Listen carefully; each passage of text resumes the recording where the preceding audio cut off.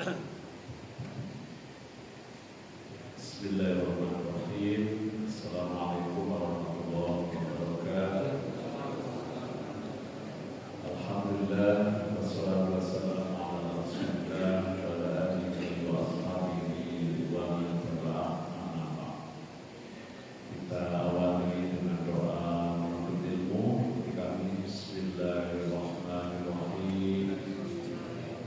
Rabbi zidni ilman. Allahumma anfa'ni bima 'allamtani wa 'allimni ma yanfa'uni warzuqni 'ilman yanfa'uni. Amin. Alhamdulillah, kita bersyukur kepada Allah malam hari ini bisa melanjutkan kajian tentang Yakin, kitab yang membahas tentang surah An-Riyad. Setelah negosiasi pekan yang lalu saya tidak bisa hadir, dan qadarullah pekan yang kelima ini kita bisa melanjutkan. Jadi 1 bulan lebih tidak ketemu ya. 1 bulan atau 2 bulan. Halaman yang berapa? Di situ ada yang nandain? Ya.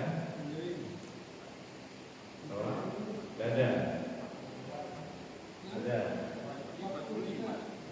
40 ya, sekarang 47. Kemarin Bayatul Aqabatul Ula ya. Baik. Alhamdulillah, kita langsung saja pada subtema ke-39 Al-Aqabatul Tsaniyah. Jadi aqabah ula yang pertama. Jadi kalau dalam bahasa Arab, kalau pertama itu bisa al-ula. Kalau mufradnya bukan musanna, bukan al-muzakkar, al-awwal. Kalau kemudian mufradnya musanna, al-ula, as-sani yang kedua. Tapi kalau untuk bilangan baru wahidun, isnain, itu kalau untuk bilangan. Tapi kalau untuk tingkatan, ula, awal, sani, sali, satu, segitu ya. Nah, kalau untuk urutan nomor wahidun, isnani, salasun, kan sini al-aqabatus tsaniyah. Aqabah tsaniyah ini artinya adalah peristiwa di masa Nabi dalam proses beliau berdakwah. Ada yang namanya peristiwa Aqabatul Ula. Apa isinya? Terkait dengan dakwah Nabi tentang Islam yang disambut oleh manusia yang datangnya dari Yathrib, sebelum disebut dengan Madinah. Jadi orang-orang Madinah ini yang nantinya dapat julukan Ansor, Al-Ansor, memang asal mula mereka menerima dakwah Islam bertahap. Sebelum peristiwa Bai'at Aqabah yang pertama, ada 6 orang, diantaranya Abu Dzar Al-Ghifari, itu yang masuk Islam. Baru kemudian musim haji berikutnya, Nabi mendakwahkan lagi kabilah-kabilah yang datang ke kota Mekah tentang Islam. Diterimakan itu 12 orang. Nah, 12 orang ini memang sudah merencanakan, berniat dari Yathrib untuk menemui Muhammad, itulah ya, Nabi Muhammad SAW. Kemudian mereka bertemu secara diam-diam 12 orang. Nah, pertemuannya itu di Aqabah, maka disebut dengan peristiwa Aqabah. Biasanya lebih familiar dengan Bai'at Aqabah, karena pertemuan orang-orang Yathrib atau Madinah dengan Rasulullah bukan pertemuan dan perbincangan yang biasa, tapi pertemuan yang kaitannya dengan perjanjian. Kalau bahasa Arabnya bai'at, kalau bahasa kerennya itu ya komitmen, ikatan antara orang-orang yang mau masuk Islam dengan Nabi Muhammad SAW. Nah, malam hari ini kita nanti ada peristiwa Aqobah pertama, isinya komitmen baiat 12 orang. Nah sekarang bagaimana Aqobah as-Tsaniyah yang kedua? Halaman 47. Poin pertama, fis sanati tsalisata asyrata minan nubuwah. Pada tahun ke-13 kenabian, wafada ala rasul, datanglah sebagai utusan menghadap Rasulullah sallallahu alaihi wasallam. Salasatun wa sab'una rajulan, berjumlah 3 dan 70. Nah, jadi bahasa Arab kita sebutkan 3-nya dulu baru 73 orang laki-laki. Wa ra'atani, dan 2 orang wanita. Imro'atun, imro'atani, 2 orang wanita. Min Arabil Madinah, yang berasal dari orang Arab Madinah. Jadi kalau kita buka dalam literatur Islam, sejarah Islam, orang Arab Madinah itu asalnya dari Yaman. Kan? Kapan tuh ini memang perpindahan yang panjang, itu namanya Arab Bidaiyah awal. Itu keturunan Yaman sebelum mereka sesudah mereka mendapatkan musibah hubungan yang hancur gitu kan, sehingga menjadi tidak lagi, kan dalam ayat ada sebuah julukan yang menggambarkan negeri yang makmur, baldatun thayyibatun warabun. Nah itu sebenarnya julukan untuk Yaman, kan? Ya, setelah Balkis toh Yaman. Kemudian mereka mendapatkan musibah berupa banjir bandang, sehingga bendungan yang bisa mengairi ribuan hektar itu hancur, berdampak pada krisis ekonomi. Nah, maka sebagian mereka berhijrah, berpindah. Nah, salah satunya kelompok mereka pindahnya ke Yasrib atau Madinah. Nah, gitu kira-kira ya. Ini makanya disebut juga Arab Baidah, Arab yang tua, keturunan Arab. Poin kedua, setelah mereka berapa orang tadi? 73 laki-laki dan 2 orang perempuan. Setelah bertemu, wafada itu artinya menghadap Rasul sebagai utusan. Jadi sudah 12 orang pada tahun sebelumnya mereka Muslim, kemudian kembali ke Madinah, kemudian mereka sampaikan secara bergerilya ke keluarganya masing-masing. Nah, apa kemarin Pak beritanya? Apa beritanya masih ingat ya?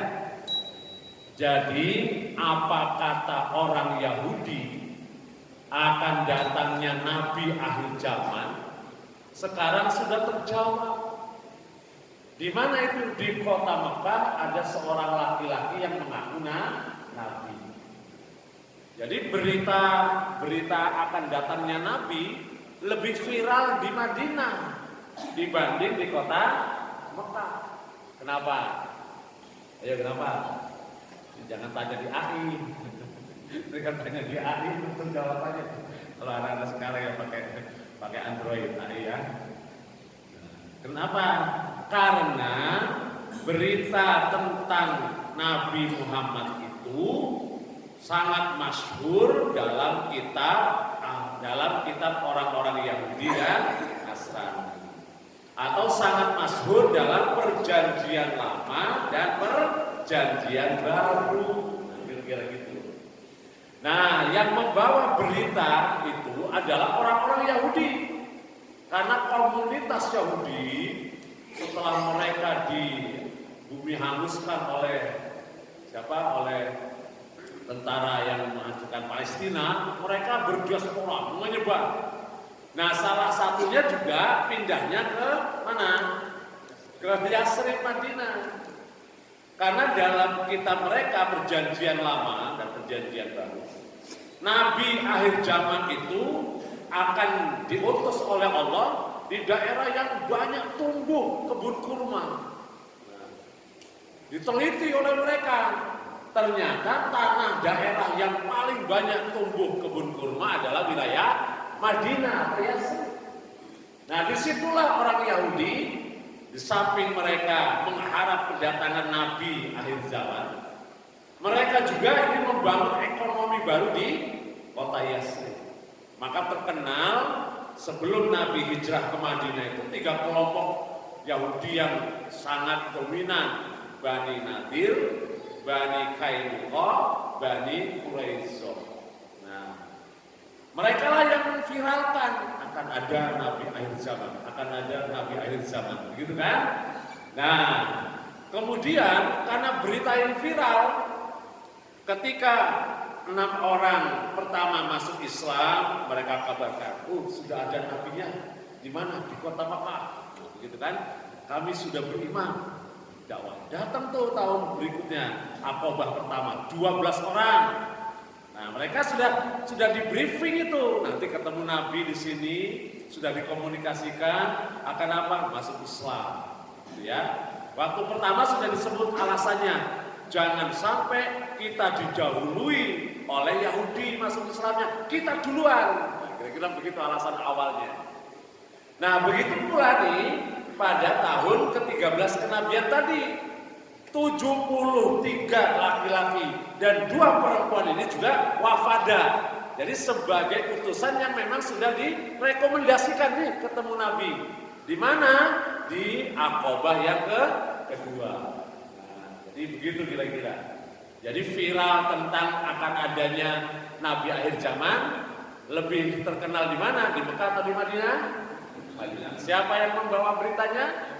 Orang-orang Yahudi. Orang Yahudi tahu dari mana? Perjanjian lama dan perjanjian baru. Nah, nanti baru Pak Iwan. Nah, kenapa kok Yahudi tahu duluan tentang Nabi kok nggak beriman? Apa jawabannya kira-kira? Apa? Bukan dari golongannya. Sementara ilmunya baru di situ. Nanti nambah lagi. Jadi perlu nambah. Memang ilmu itu ya harus bertambah ya kan. Nah, jadi ilmu ini memang dalam pandangan Islam warisan Nabi ya satu-satunya ilmu. Nah, makanya kita ngaji Islam itu wajib belajar supaya mewarisi apa peninggalan Nabi. Nah, di antaranya lagi selain itu alasannya karena para nabi sebelum Nabi Muhammad mereka lahir dari keturunan garis Ishak. Garisnya Nabi Ishak. Nah, yang itu mereka pahami istri sah pertama Nabi Ibrahim. Begitu. Nah, yang kedua, sementara Nabi Muhammad lahir dari keturunan Ismail. Yang ibunya notabene sebelum menjadi istri Nabi Ibrahim adalah pembantu dari Nabi Ibrahim. Nah, kira-kira begitu ya. Ini kan kalau kaitannya tentang apa? Tentang nasab, ini nggak terhormat. Nah itu jadi mereka bangga. Maka yang diharapkan mereka Nabi akhir zaman dari keturunan Nabi Isa, Yakub dan seterusnya sampai Nabi Isa alaihi salam. Inilah keturunan yang paling tinggi derajatnya. Begitu. Lah kok kemudian Nabi akhir zamannya justru Allah utus dari garis Ismail yang ibunya itu sebelumnya adalah statusnya apa? Pembantu dari Nabi Ibrahim alaihissalam. Itu begitu ya, bisa dipahami Pak Dewan. Nah itu di sini baru nanti kita ini sampai sekarang nih. Jadi bukan masalah agamanya yang bertentangan sebenarnya. Tapi tadi kesombongan dan kebanggaan. Sehingga merembet masalahnya. Dari masalah nasab, masalah apa? Kebanggaan nasab menjadi beruntun, menjadi berlarut-larut, berkembang sampai kepada agama. Dan inilah yang akan menjadi pemicu sepanjang sejarah pertarungan akidah ini. Itu yang terjadi karena ini penyimpangan. Ya? Jadi berbagai macam peristiwa di dunia ini, pertempuran, perkelahian, peperangan, itu berawal dari penyimpangan akidah. Maka kenapa Allah utus para nabi untuk meluruskan tauhid, meluruskan akidah umat, ya kan? Karena dari penyimpangan itulah lahir perpecahan. Sampai sekarang kan gak habis toh. Setiap tahun baru pembahasannya ini bukan tradisi Islam. Apalagi itu yang tanggal 25. Oh, ini haram hukumnya. Itu kan sepanjang zaman, ya nggak kira-kira? Jadi apa sebenarnya penyebab terjadinya perselisihan umat? Karena penyimpangan akidah. Oleh karena itulah para rasul diutus oleh Allah, dipilih untuk meluruskan akidah. Karena fakta sejarah yang panjang, pertikaian umat terkait dengan agama samawi, urusannya karena penyimpangan akidah. Begitu. Masya Allah. Jadi bisa dipahami ya, kenapa orang Yahudi menolak Nabi Muhammad sebagai Nabi terakhir. Nah, tadi apa Pak? Yang pertama alasannya tadi beda golongan. Yang kedua tadi karena dari garis keturunan Ismail, begitu. Yang mereka yakini kedudukannya di bawah mereka. Itu satu ya. Lanjut. Ntar nggak kelar-kelar. Poin kedua. Fabaya'ur rasulah. Setelah mereka berjumpa dengan Nabi, mereka berbaiat kepada Rasul. Jadi istilah. Jadi sebenarnya ini istilah yang familiar dalam syariat. Kalimat baiat itu sebenarnya mungkin persepsi kita agak sedikit negatif. Bukan karena memang ayatnya, mungkin karena adanya sejarah lain, ya kan? Mungkin ada sejarah praktek orang-orang yang berbaiat, berjanji setia, tapi kemudian pengamalannya Islam ekstrim, itu yang membuat kita opininya jadi agak negatif terhadap kalimat baiat. Sebenarnya kata baiat itu kata syar'i.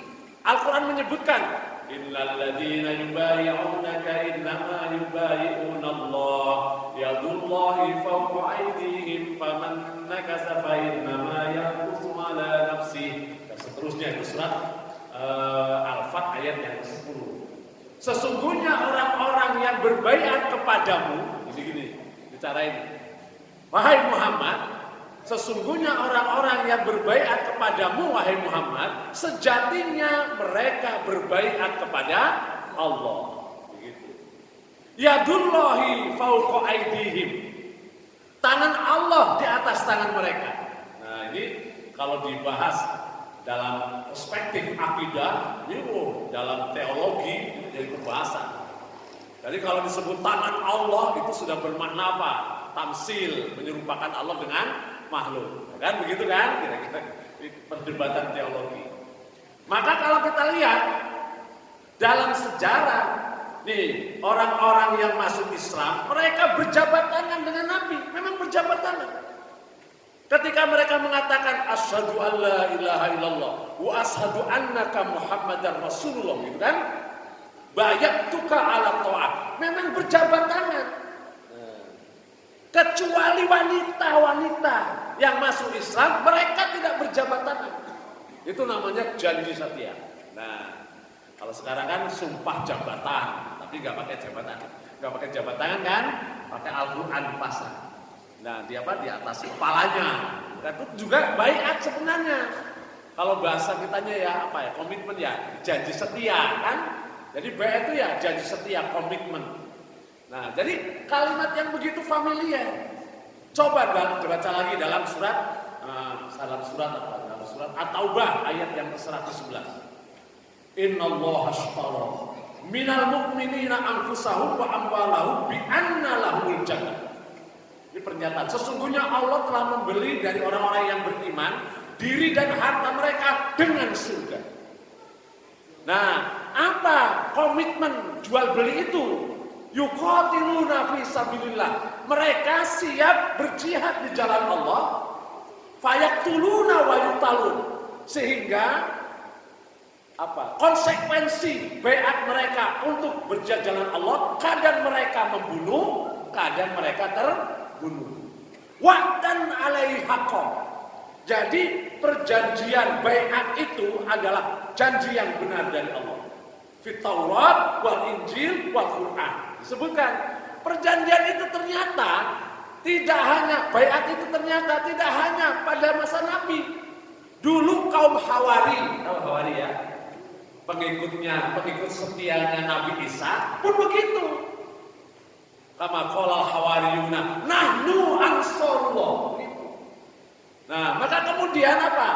Wa man aufa bi ahdihi minallah. Barang siapa yang memegang janjinya, janji tadi karena Allah, kan? Fastabshiru, berbahagialah mereka. Bi bai'ikumul ladzi, dengan baiat yang kalian lakukan. Sebuah kalimat yang sangat familiar. Itu surat surat At-Taubah ayat 111. Ada lagi ayat tentang baiat ini ketika perjanjian Hudaybiyah, ya kan? Disebutkan dalam Al-Quran juga begitu. Laqad radhiyallahu 'anil mu'min id yubayyi'unaka tahta asy-syajarah. Allah telah memberikan jaminan ridho kepada siapa? Kepada mereka yang berbaiat bersamamu di Hudaybiyah di bawah pohon. Nah, kan nanti ada peristiwa Hudaybiyah. Baiat disebutkan. Nah, secara khusus terkait dengan wanita-wanita, baiatnya itu ada disebutkan dalam surat Mumtahanah. Ya ayyuhan nabiyyu idza ja'akal mu'minatu yubayyi'naka 'ala alla yusyrikna billahi syai'an wa la yasrikna, dan seterusnya ayat 12.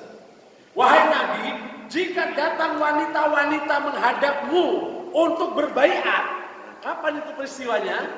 Nanti ketika Fathu Mekah, semua masuk Islam, 2.000 orang yang pada waktu itu kalah perang. Di antaranya 300 perempuan-perempuan yang masuk Islam. Bagaimana cara mereka masuk Islam? Sama, mengucapkan baiat tadi. Cuman bedanya, kalau yang baiat kepada Nabi itu laki-laki, satu persatu berjabatan tangan dengan Nabi. Makanya dalam ayat Yadullah fauqa aydihim, tatkala Nabi bersama orang-orang yang berbaiat itu berjabat tangan, Allah melihat tangan mereka saling berjabat. Beda dengan wanita. Nah, ketika Hindun dan kawan-kawan 300 wanita Mekah masuk Islam, mereka bersahadat bersama-sama dengan Nabi sekaligus 300 orang itu tanpa berjabat tangan. Jadi kalau ayatnya begitu jelas, belum kalau kita kaji hadisnya, Masya Allah, malah sampai disebutkan man mata walaysa fi unuqihi bai'atun mata mitatan jahiliyah. Barang siapa yang mati tidak ada ikatan dirinya dengan baiat, maka matinya laksana mati jahiliyah. Para ahli tafsir, para syarah hadis menyebutkan mati jahiliyah itu bukan berarti mati kafir. Mati dalam rangka tidak mempunyai ikatan baiat dengan pemimpin. Begitu, itu salahnya begitu. Dan dalam kitab Kutubus Sittah ada semua itu tentang bab baiat.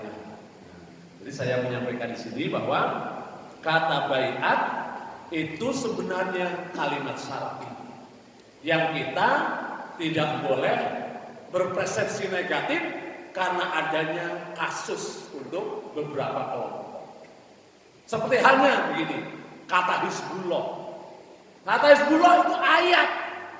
Jangan karena kasus Libanon itu musliminnya adalah Hizbullah, Syiah, maka kemudian negatif dengan sebutan apa tadi? Padahal itu Al-Quran. Ulaika Hizbullah.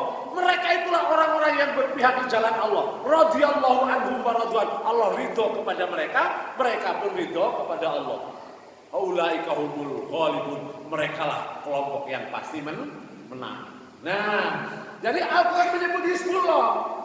Kalau kita melihat kata Hizbullah dalam perspektif Al-Quran positif, karena itu adalah kelompok pilihan Allah terhadap hamba-hambanya yang komit, loyal membela agama. Begitu baca sejarah sekarang gitu kan, Hizbullah, Libanon, Syiah, gitu kan? Suriah, Syiah. Berarti Hizbullah itu, nah kan? Padahal kan itu ayat. Nah, luar biasa nih para ikhwan. Ini juga harus kita pahami secara literasi, begitu. Memang ada di Indonesia sebelum kemerdekaan adanya Laskar Hizbullah yang dibentuk untuk apa? Membela, melawan penjajah Belanda. Kan waktu itu kan ada Laskar Hizbullah. Jadi terlepas dari sepak terjang nama-nama yang mengatasnamakan Hizbullah, kita tidak boleh berperilaku negatif terhadap kata itu, perspektif Al-Quran. Karena disebut dalam Al-Quran. Kira-kira begitu, bisa dipahami Pak Dewan? Bisa dipahami ya? Ya. Kalau tanya pengen jadi Hizbullah, kita Hizbullah. Orang-orang yang berpihak membela agama Allah. Begitu. Nah, ini memang sejarah begitu adanya. Seperti halnya sekarang nih Pak Dewan, kalau kita nyebut Israel, itu sebenarnya adalah julukan Allah kepada Nabi siapa? Nabi Yakub itu Ismail. Artinya banyak versinya. Ada yang maknanya bahasa Ibrani Israel itu tentara Allah. Ada yang menyatakan hamba Allah, begitu kan? Nah, yang penting, yang jelas Israel itu julukan Allah untuk Nabi. Siapa tadi? Yakub alaihissalam. Nah, sekarang ada negara Israel.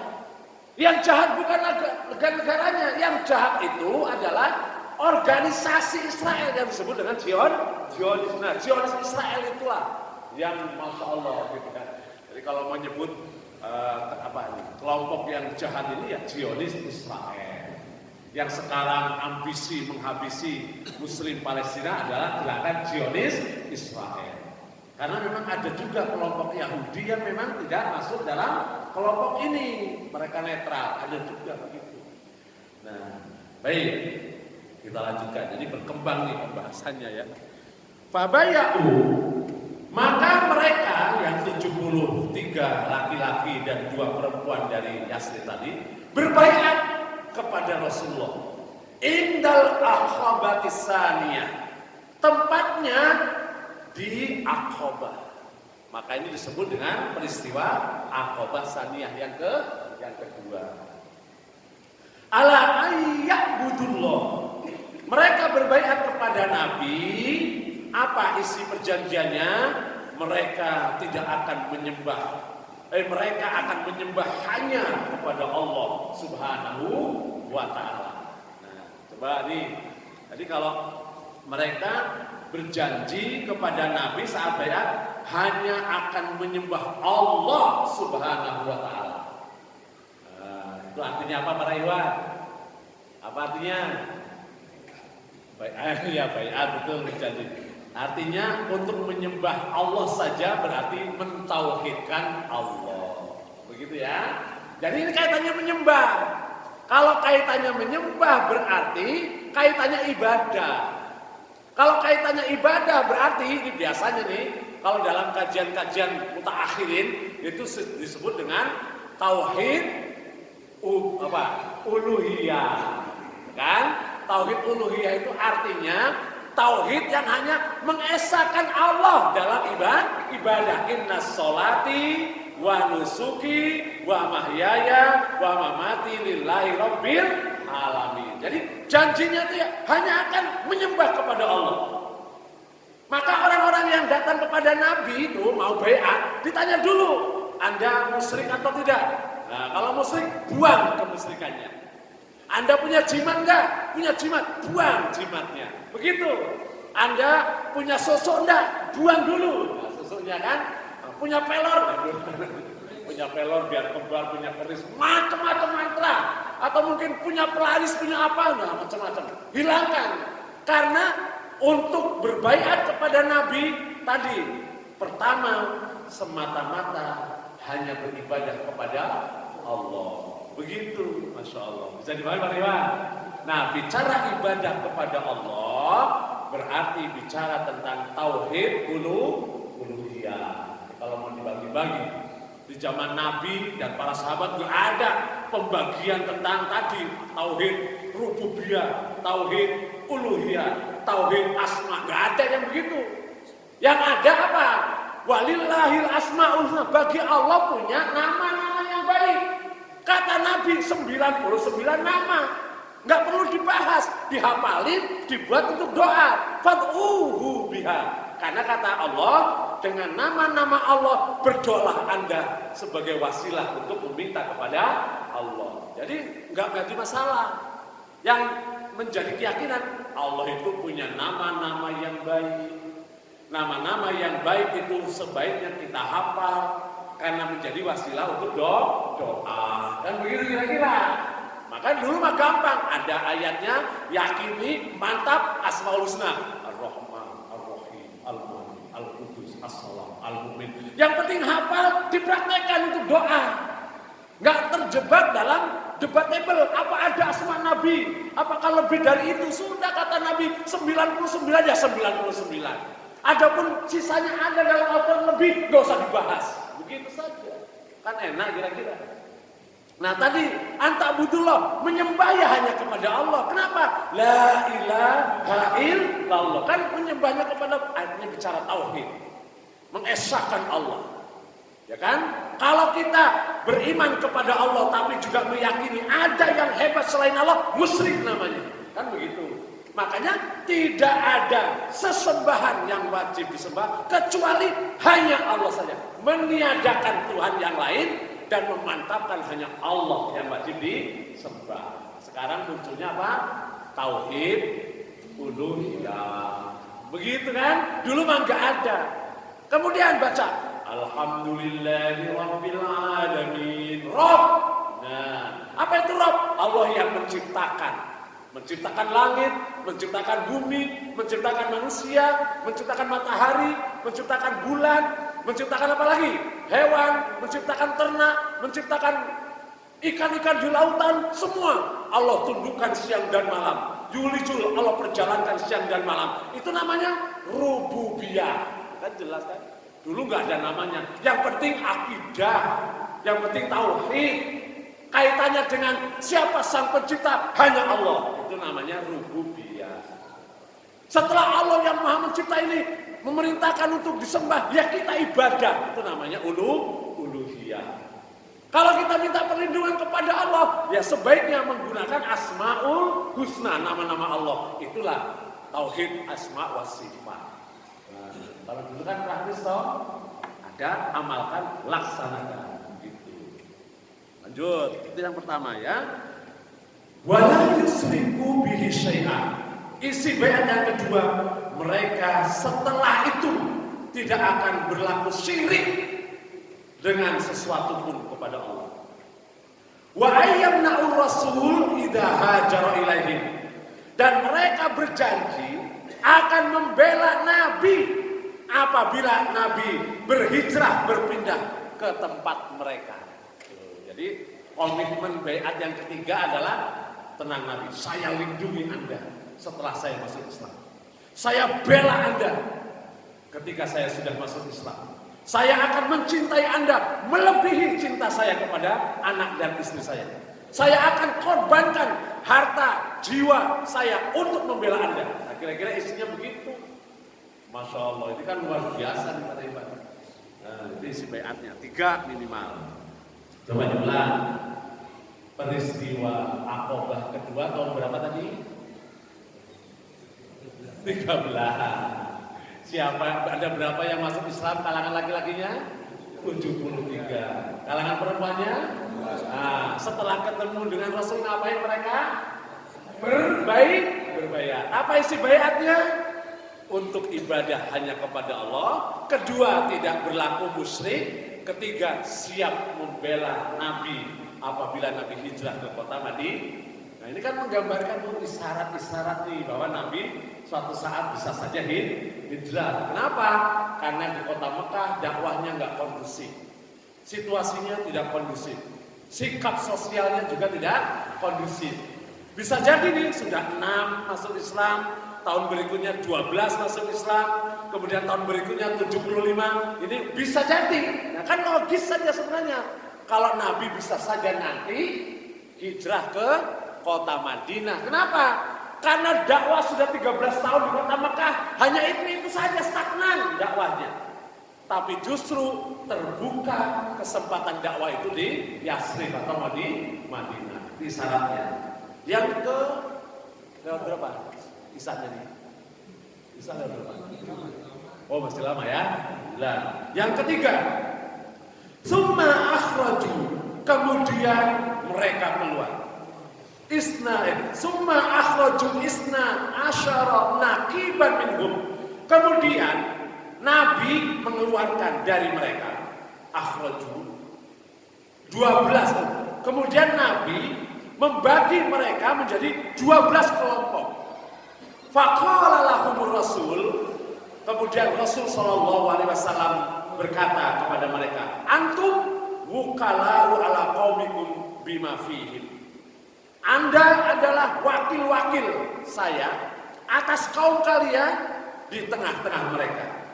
Nah, jadi setelah mereka masuk Islam secara manajerial, pembinaannya itu dibagi itu 12 kelompok.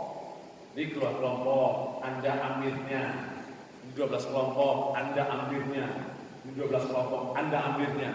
Jadi manajerial begitu yang dilakukan oleh Nabi. Kalau seumpamanya Nabi menjaga mereka nggak mungkin, maka ditunjuk ukala itu wakil-wakil. Nah, wakil-wakil Nabi. Karena jumlahnya 70 dibagi 12 kelompok. Setiap kelompok diangkat satu amir. Coba bayangkan. Makanya di sini juga bagian dari apa? Dari mungkin peleton-peletonnya kalau di dunia militer. Jadi dibentuk kelompok-kelompok. Yang kalau kelompok-kelompok itu saling menghafal, saling paham satu persatunya, gak akan mungkin tersusupi intelijen dari orang lain, gak mungkin. Maka perang Nabi itu walaupun jumlahnya 30.000 gak pernah ada pasukannya yang kebobolan intelijen, gak ada. Kenapa? Karena tadi sistem strukturalnya diangkat amir-amir dari kalangan kelompok mereka yang saling mengenal satu dengan yang lain. Begitu. Luar biasa kan? Coba kita yang 212, berapa ribu? Nah nggak jelas. Ini kelompok lawan teman atau intelijen, nggak ngerti. Karena memang sistem manajemennya ya kenapa? Ya bagaimana berbicara manajemen? Orang mereka juga belum satu komunitas dengan satu gerakan, satu pemimpin mereka. Sulit. Nah ini Nabi, caranya begitu. Maka tidak pernah datang dalam cerita perang Nabi itu mereka secara intelijen bobol diambil informasinya dari orang luar. Karena memang begitu rapat. Nah, lanjut. Apa kata Nabi tadi? Wa kufalahu ka kafalatil hawariyin li Isa bin Maryam. Perwakilan Anda untuk kelompok Anda seperti halnya tadi perwakilan Hawari untuk Nabi Isa bin Maryam. Wa ana kafilun ala qaumi, sedangkan saya kata Nabi adalah menjadi jaminan bagi seluruh umatku. Nah, jadi Nabi pimpinan tertinggi, semuanya menjadi tanggung jawab Nabi. Tapi secara manajerial dibagi kelompok-kelompok untuk bisa membina secara maksimal masing-masing dari muslim yang bergabung bersama Rasulullah Shallallahu Alaihi Wasallam. Jadi luar biasa. Pointer yang keempat, faraja'u ilal Madinah. Maka setelah pembaiatan itu berlangsung dengan sukses, setelah haji pelaksanaannya selesai, raja'u ilal Madinah. 75 orang Madinah yang sudah masuk Islam kembali ke negerinya. Fantasharul Islam, lalu mereka menyebarkan berita ini, mengajak sebanyak-banyaknya untuk masuk Islam. Fiha, di negeri itu. Aksar minal mar'atil ula, yang lebih banyak dari orang-orang yang masuk Islam di periode pertama. Jadi begitu masif itu dakwah Nabi di kota Madinah. Nah, ini pembacaan tema ke-39 peristiwa Aqabah As-Saniyah yang kedua. Nah, para iwan, apa yang kita bisa ambil, kita petik di sini. Ini kalau kita baca sejarahnya, oh gini toh runutan peristiwanya. Karena tinggal baca sejarah. Kalau yang menjadi pelaku sejarah nggak begitu, ya kan? Beda ya. Kalau Nabi dan para sahabat sebagai pelaku sejarah, lah kita pembaca sejarah. Nah, kalau pelaku sejarah, coba apa yang bisa kita ambil? Mereka itu hanya komitmen, lakukan. Action. Begitulah kira-kira. Masalah perkembangannya itu bukan urusan Nabi, juga bukan urusan sahabat. Masalah perkembangan Islam itu urusan Allah. Allah yang berkehendak untuk mengembangkan atau tidak, tergantung dari ikhtiar Rasul dan para sahabat. Coba baca tuh. Ini biasa nanti rajaban kan, biasanya peristiwa itu diangkat tuh surat Al-Fat 29 Muhammadur Rasulullah walladzi gitu kan, tentang bagaimana Rasul dan para sahabatnya digambarkan oleh Allah. Sampai kemudian diperumpamakan kazar'in ahraja sat'ah. Jadi perkembangan Islam di masa Rasul dan para sahabatnya seperti pohon yang tumbuh kazar'in ahraja sat'ah. Ya kan? Fa'azarahu berkembang. Fasakhlado menjadi kuat. Fastawa ala suki kokoh di atas akarnya. Yujibu surro sampai begitu.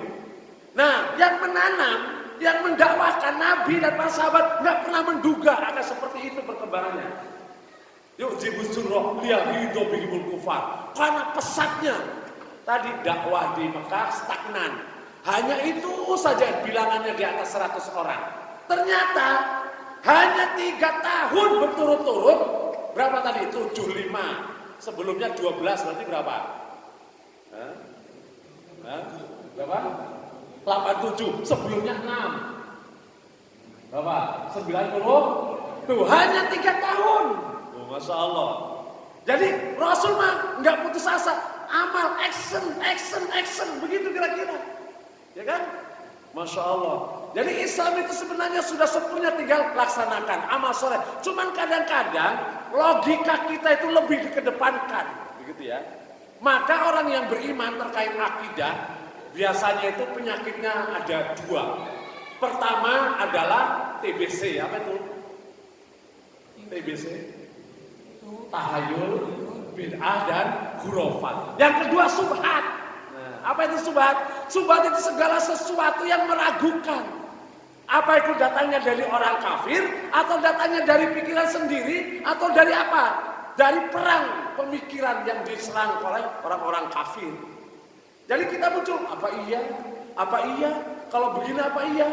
Coba lihat, pelaku sejarah. Nabi tidak berpikir tentang fiturnya begitu. Pasti begini.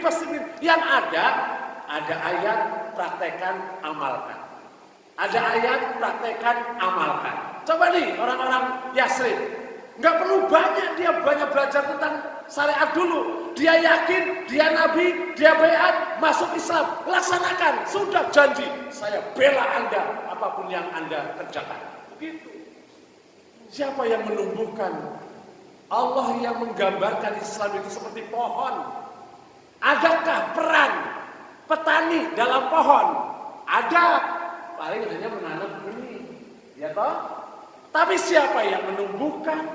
Siapa yang mengembangkan? Siapa yang memberikan cabang? Siapa yang memberikan buah sampai kepada iklim, situasi, matahari, peran, lingkungan? Allah semuanya yang berkat itu. Betul. Kalau Allah bicara tentang langit, kholaqa, Allah ciptakan. Karena tidak ada andil orang lain. Tapi kalau ada produksi, ini namanya bukan kholaqa, tapi sona'ah, ciptaan, ya kan? Sona'iyah itu ciptaan, kreativitas manusia. Karena di samping Allah yang menghendaki, ada unsur lain yaitu manusia, sona'ah. Tapi kalau manusia kholaqa, langit kholaqa, ardun kholaqa, seterusnya. Tidak ada campur tangan makhluk, murni Allah kekuasaannya. Itulah yang namanya khalqun, ciptaan. Tapi kalau kemudian untuk hal-hal yang sifatnya ada andil makhluk yang lain, itu namanya sona'ah. Begitu, Masya Allah. Betul loh, Islam. Kenapa kok nggak Allah rubah saja hati manusia yang ada dalam genggaman Allah? Muslim semua, Muslim. Kok nggak begitu sih? Mesti harus ada dakwah, mesti harus ada pengorbanan, mesti harus ada kesungguhan.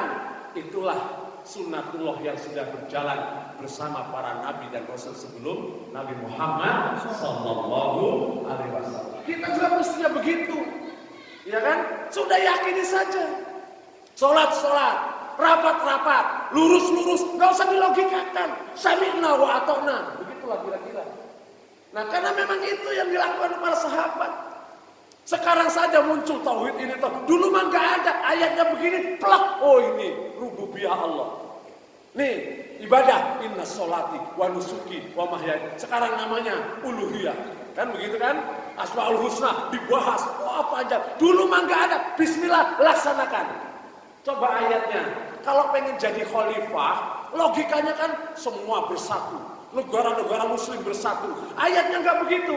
Allah berjanji kepada orang-orang yang beriman, tidak berhenti dan beramal soleh, mereka akan dijadikan oleh Allah khalifah di muka bumi. Jadi iman dulu, amal soleh dulu, ya kan? Laksanakan sesuai dengan apa yang dituju. Bismillah. Siapa yang menumbuhkan, siapa yang mengembangkan sehingga menjadi pohon yang juga tidak hanya menakjubkan bagi orang kafir, penanamnya saja nggak pernah nyangka akan seperti itu. Kata Nabi, saya nggak nyangka. Kalau dengan ayat tadi, dakwah dengan kabilah-kabilah yang haji kok ternyata lebih mudah disambut ketimbang dakwah untuk kaumnya. Boro-boro diterima, ya kan? Apa yang dialami Nabi? Penindasan, intimidasi, penyiksaan, embargo, dilempari, itu dakwah kepada kaumnya. Ternyata ketika ikhtiarnya dakwah orang-orang yang datang, ternyata di situ Allah sudah memberikan rencananya. Masuk Islam 6 orang, masuk Islam lagi 12 orang, besoknya lagi 75. Setelahnya nanti baca sendiri insya Allah, luar biasa. Jadi karena ini agama, makanya dalam Al-Quran disebutkan berapa banyak jumlah yang sedikit bisa mengalahkan jumlah yang banyak. Tapi yang menang itu bukan muslim, mukmin kategorinya. Kalau muslim itu hanya standar mati, wala tamutunna illa wa antum muslimun. Tapi kalau standar kemenangan, nggak ada yang pakai muslim, mukmin semuanya. Wala tahidu, wala tahjanu, wa antumul a'launa in kuntum mu'minin. Begitu. Siapa yang benar, yang dibela oleh Allah? Innamal mu'minuna alladzina amanu billahi tsumma lam yartabu. Baru dikatakan kamu imannya benar. Yang disebutkan muflihun siapa? Innamal mu'minuna alladzina idza dzukirallahu wajilat qulubuhum. Bukan innamal muslimun. Nah, inilah yang perlu dibangun oleh kita dalam perjuangan supaya menang. Ciptakan pribadi-pribadi mukmin yang taat kepada Allah. Kira-kira begitu. Pantesan dulu Salahuddin Al-Ayyubi sebelum perang diperiksa. Yang tadi malam tidak sholat subuh berjamaah nggak boleh ikut perang. Yang tadi malam tidak tahajud malam nggak ikut perang. Sampai begitu. Kenapa? Nah, ini kan di sini. Karena penyebab kekalahan itu kemaksiatan. Tapi kalau sudah mukmin, ikhlas beramal, baik dia dekat dengan kebenaran. Kalau masalah jumlah bagi manusia mungkin itu menjadi perhitungan, tapi bagi Allah jumlah itu gak ada perhitungan apa-apa, gak ada berarti apa-apa. Jadi penting untuk kita hayati dan kita telusuri. Masih ada waktu? Habis ya? Habis. Alhamdulillah. Kok belum bunyi? Oh, 1 menit lagi. Ya baik. Ada sesuatu yang sebenarnya di balik pembahasan ini penting. Para ikhwan sekalian, habis ya. Ya, tapi sedikit saja. Nabi sebelum Isra Mi'raj itu sudah diperintahkan sholat. Sholatnya bukrotau wa asila, pagi dan petang. Nabi sebelum hijrah baru surat Al-Muzammil tentang sholat malam, itu wajib. Pertanyaannya, menghadap kemanakah 13 tahun itu sholat Nabi ketika di Mekah? Kemana menghadapnya? Masjidil Aqsa. Ya kan? Ke Masjidil Aqsa. Sehingga ketika di Mekah ini Nabi di Mekah, ini Ka'bah, ini Masjidil Aqsa. Selalu Nabi sholatnya di sini. Jadi beliau pengennya sholat itu menghadap ke Ka'bah, walaupun perintahnya kemana? Masjidil Aqsa. 13 tahun itu Nabi di sini menghadap ke Masjidil Aqsa, bukan ke Ka'bah. Kemudian ketika Nabi hijrah berbeda posisinya. Nabi di Madinah, ya kan? Di sini Mekah, di sini mana? Aqsa. Disinilah Nabi berdoa kepada Allah. Ya Allah, pindahkan kiblat itu dari Masjidil Aqsa ke Masjidil Haram. 16 bulan namanya Nabi di Madinah itu menghadap ke Masjidil Aqsa dengan kegelisahan hati. Baru kemudian setelah 16 bulan Allah perintahkan menghadap hawali wajhaka satral Masjidil Haram. Jadi berapa tahun Nabi sholat menghadap ke Masjidil Aqsa? Berapa? 13 tahun ditambah 16 bulan. Jadi berapa? Berapa? 14 tahun 4 bulan. Satu ya. Para Iwan, dalam peristiwa ini ada peristiwa Isra Mi'raj. Isra Mi'raj itu diperjalankan dari mana? Masjidil Haram ke Masjidil. Kenapa Nabi nggak langsung Mi'raj saja dari kota Mekah? Apa Allah tidak bisa? Gak usah Isra, Mi'raj aja langsung. Kenapa mesti mampir ke Masjidil? Itu menggambarkan apa para Iwan? Pesan Allah. Karena saat itu Rasul itu menjadi saksi Masjidil Aqsa itu dalam pangkuan orang-orang kafir. Itu isyaratnya. Hari ini kondisinya begitu para Iwan. Nah, 14 tahun 4 bulan Rasul sholat ke Masjidil Aqsa. Baru dipindah setelah 16 bulan di Madinah. Ini menunjukkan isyarat-isyarat di balik proses dakwah tadi ada pesan Allah kepada Nabi Muhammad. Lihat tuh, bebaskan Masjidil Aqsa. Itu sementara. Mudah-mudahan ada manfaatnya. Lebih kurang mohon maaf. Assalamualaikum warahmatullahi wabarakatuh.